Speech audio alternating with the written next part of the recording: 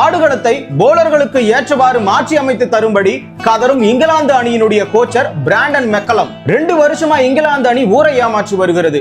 100 ஓவருக்கு 300 அடிப்பதை 60 ஓவருக்கு 300 அடித்து, குறிப்பாக இதுதான் பேஸ்பால் என்னும் அதிரடி ஆட்டம் என்னும் விதமாக ஊரை ஏமாற்றி வருகிறது. எப்படி தெரியுமா? டெஸ்டை பொறுத்த வரைக்கும் கடைசி நாள்ல 300 சேஸ் பண்றதுன்றது சாதாரண விஷயம்லாம் கிடையாது. கண்டிப்பா டிரா ஆகக்கூடிய நிலை இருக்கும், இல்லைன்னா அனைத்து விக்கெட்டுகளையும் இழந்து விடுவார்கள். ஆனா இவங்க அசால்ட்டா 371 அடிச்சுட்டு இதுக்கு எங்களுடைய பேஸ்பால் என்னும் அதிரடி ஆட்டம் தான் காரணம் சொன்னா நம்ப முடியுமா?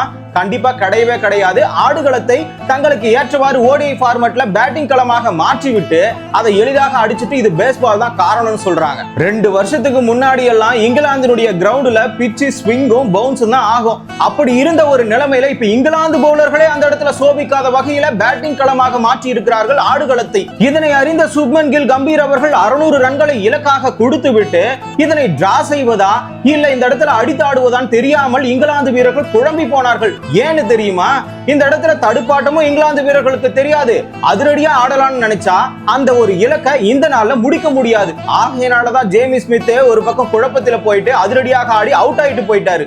ஆகையால பிராண்டன் மெக்கலம் அவர்கள் இப்போ பிட்ச பவுலிங்க்கு ஏதுவாக மாற்றி அமைத்து தருமாறு மைதானத்தினுடைய பராமரிப்பாளர்கிட்ட கேட்டிருக்கிறாரு.